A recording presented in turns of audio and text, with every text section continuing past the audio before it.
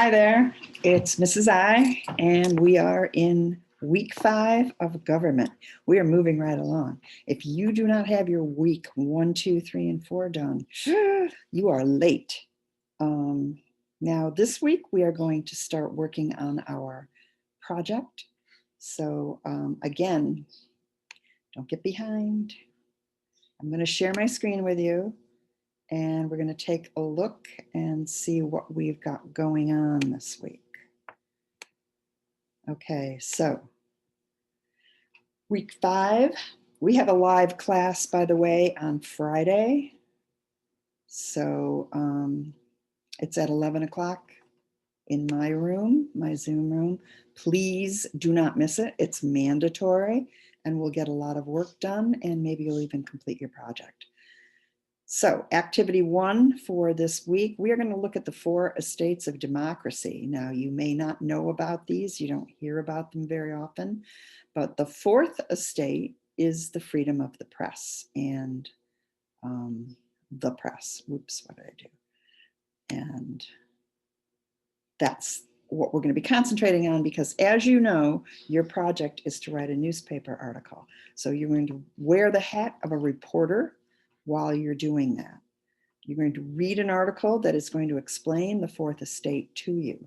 We're going to take a look at this map that shows you the freedom of the press index around the world. Not everybody has freedom of the press. The United States is in pale blue, as is Africa and South Africa. Australia and South Africa, which indicates that it is a satisfactory condition. It's not good. It's satisfactory. If you look at the dark blue areas like Greenland and Scandinavia, this is where your freedom of the press is a good situation. So as you can see, most of the world does not have great freedom of the press. If you're looking at the orange spots, these are considered, actually they're yellow, they're considered noticeable problems. In other words, there can be suppression of information. If you're looking at the kind of burnt orange, this is considered to be difficult. And look at all of Russia. All of Russia is difficult. And then very serious situation is the brown, which is China and Saudi Arabia and Eastern Africa, Northeastern Africa. So these countries that you see in the darker color, that dark brown, they're not getting any freedom of the press. They're not getting information. Nobody's telling the truth about government and situations. So their press is suppressed. Now you can see that we are light blue, so we look light years away from these other colors. Even Mexico, which is at our southern border, is gauged to be difficult. So we need to be sure that we have freedom of the press. It's part of our constitutional amendments, freedom of speech. We're going to learn how to write a newspaper article for this project. So today, not today, but this week, you're going to look at how to write a headline. And you are going to do your research if you haven't started that already. This week, you're going to do a web quest and you're going to find 3 good, reliable sources, contemporary, relevant sources online. And you're going to put down your sources, the name of your source and the link. This is going to be your bibliography as well as a web quest. Then we're going to get into checkpoint 5, which is your newspaper outline. We're going to break down the components of how you build a newspaper article, which is by your headline, your byline, which is your name. Then you're going to do your lead paragraph, which is going to include the basics, the who, what, when, where, and how, and why will be in that lead paragraph.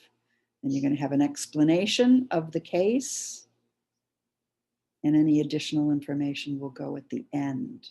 you're also going to include some photographs because people normally, if they see a headline and a photograph that they're interested in, they'll read the article. So if you don't have a photograph and you don't have a great headline, maybe they're going to read it, maybe they're not.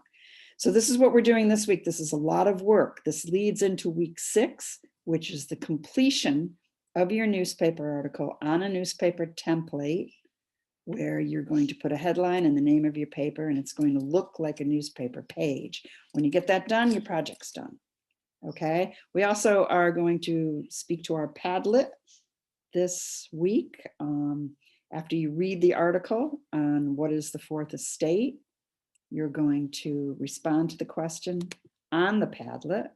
I'm going to take a peek over there and see how that's looking. And remember, this Padlet is part of your course. It is vital that you stay on top of your work here. 1, 2, 3, 4, 5. We're up to week 5, and I'm seeing some great comments in here from my students on things that we're talking about. This is what we're going to be doing this year for this course. We are going to maintain the Padlet. We're talking about the Constitution. We're talking about the Bill of Rights, major Supreme Court cases, social inequity, geography, let's not forget that.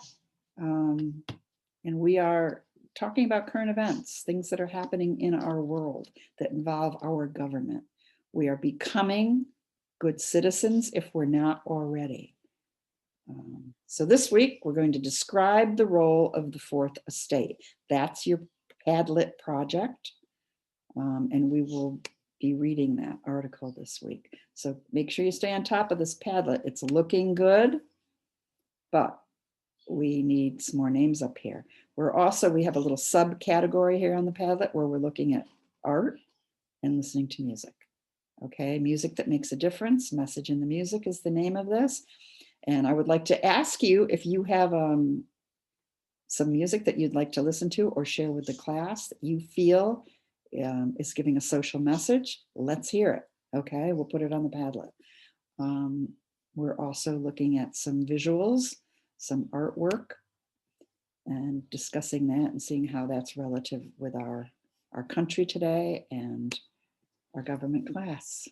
Okay, so I'm going to stop sharing and I'm going to let you go to work.